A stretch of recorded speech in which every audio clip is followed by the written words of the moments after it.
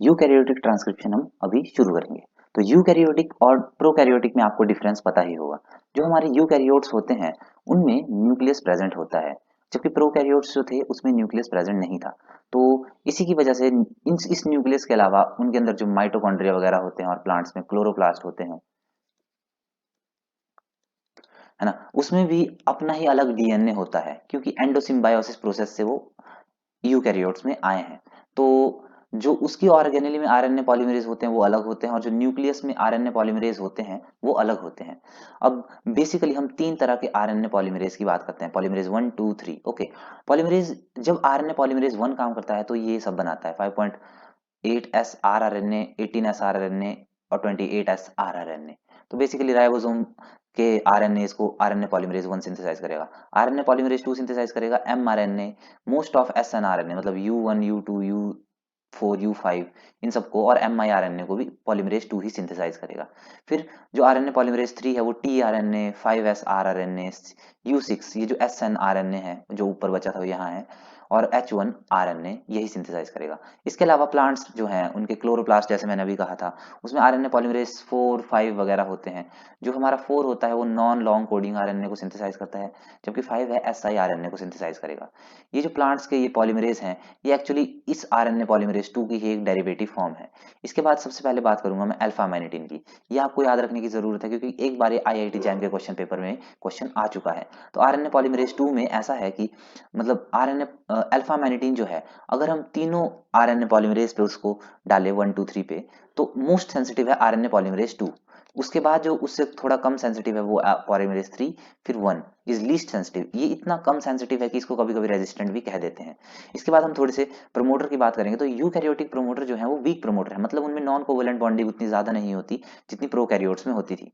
अब यहाँ पे इसी की वजह से जो यूकैरियोटिक पॉलीमरेजेस होंगे उन्हें पड़ेगी जरूरत ट्रांसक्रिप्शन फैक्टर्स की। अब यहाँ पे ट्रांसक्रिप्शन फैक्टर 2 बताए हैं मैंने, तो ये जो 2 है ये कॉम्प्लीमेंट्री है आरएनए पॉलीमरेज 2 के। जो आरएनए पॉलीमरेज 1 है उसके लिए ट्रांसक्रिप्शन फैक्टर 1 आएंगे, पॉलीमरेज 3 के लिए ट्रांसक्रिप्शन फैक्टर 3 आएंगे। ठीक है, अब ये सीक्वेंस आप इसी सीक्वेंस में याद कर दीजिए, DABFEH।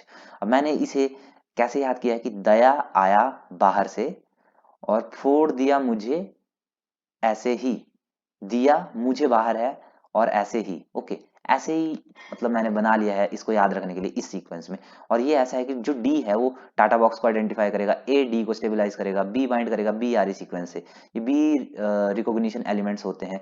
एफ यहाँ पे मैंने लिखा होगा B R E B R E B R E B R E, ये बी रिस्पॉन्स एलिमेंट है, sorry not recognition, response, B R E. और transcription factor 2 F recruits R N A polymerase 2, और ई recruits H.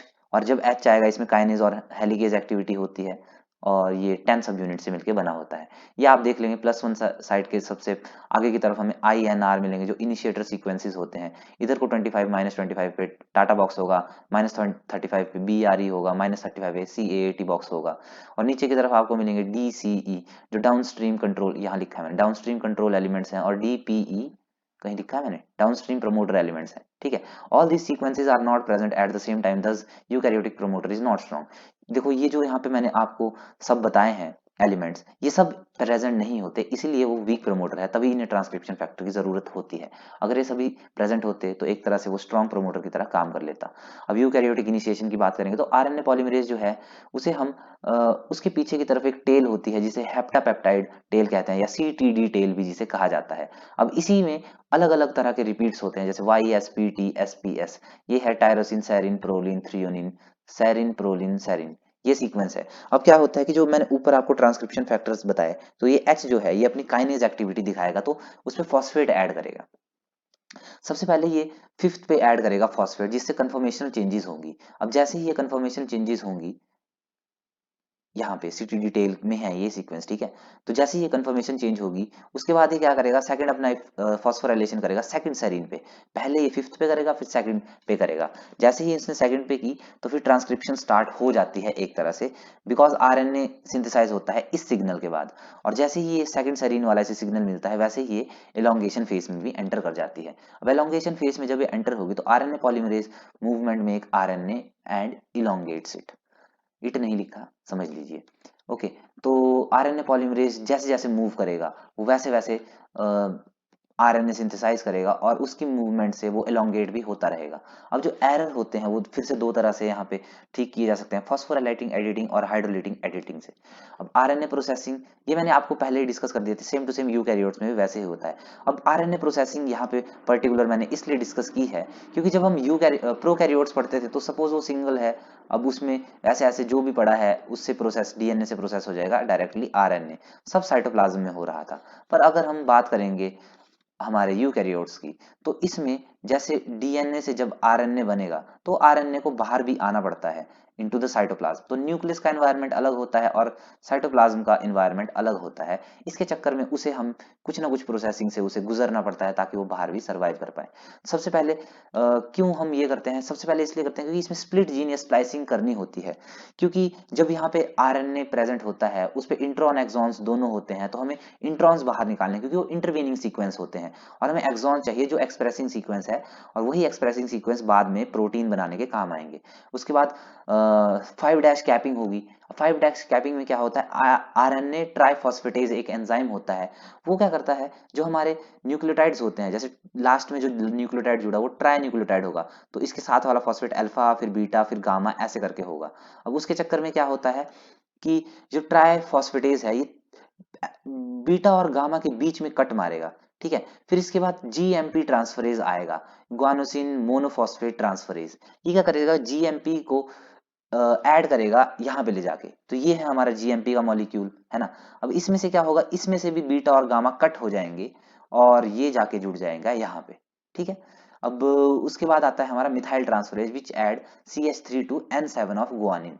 अब ये जो guanine हमारा group होगा, ये जो यहाँ पे गुआनिन है, जब ये यहाँ पे जाके जुड़ेगा, तो मैं आपको बना के ही बता देता हूँ एक बार, थोड़ा टाइम लग जाएगा पर कोई नहीं, ठीक है। जैसे ये है वो शुगर जो मैंने अभी यहाँ पे बनाई है, सपोज कर लीजिए, तो यहाँ से ये अल्फा फॉस्फेट बचा, और जो यहाँ पे पहले के ये बीटा और गामा थे ना, ये वैसे ही रहे, ये बीटा और ये फिर से अल्फा, फिर वहां पे न्यूक्लियोटाइड अलग से है। अब यहाँ पे जो ग्वानिन होगा, अब उसका अगर मैं स्ट्रक्चर बनाऊं तो उसके N7, यस, अभी मैं ऐसे ही स्ट्रक्चर बना रहा हूँ, थोड़ा इग्नोर मारिएगा प्लीज। अब इसमें जो N7 पोजीशन होती है 1 2 3 4 6 7, यहाँ ये 7th पोजीशन जो है अगर ये नीचे की तरफ हुई तो उससे आके जुड़ जाएगा, वहां पे मिथाइलेशन हो जाएगा। अब ये मिथाइलेशन जैसे ही होगा वैसे ही आप कह सकते हैं कि कैपिंग कंप्लीट हो जाएगी और 5' कैप कंप्लीट हो जाती है। फिर आता है बारी पॉलीएडेनाइलेशन की। अब पॉलीएडेनाइलेशन के लिए मैंने आपको बताया था पॉली ए पॉलीमरेज एंजाइम जो है वो काम आएगा। ये टेम्पलेट इंडिपेंडेंट तो है ही, बट ये प्राइमेज इंडिपेंडेंट, प्राइमर इंडिपेंडेंट भी है।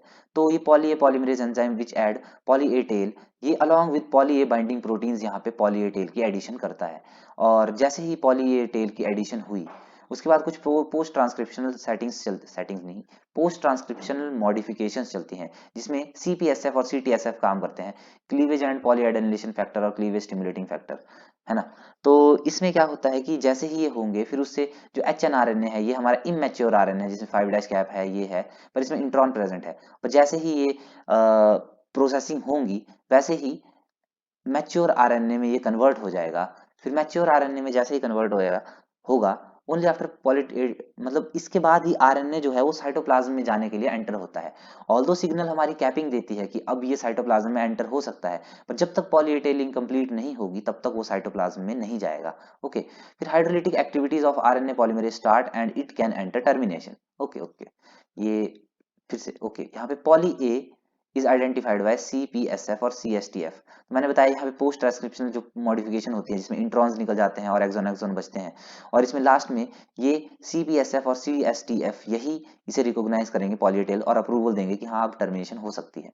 तो रो डिपेंडेंट और रो डिपेंडेंट वे में जैसे प्रोकैरियोट्स में होती थी रो रट साइड से, वैसे ही इसमें एक तरह से टर्मिनेशन हो सकती है। दूसरा है इसका एलोस्टेरिक मॉडल, है ना। अब एलोस्टेरिक मॉडल में क्या है कि पॉलीएडेनाइलेशन मॉडल जो है उसमें कन्फर्मेशन चेंजेस होंगे।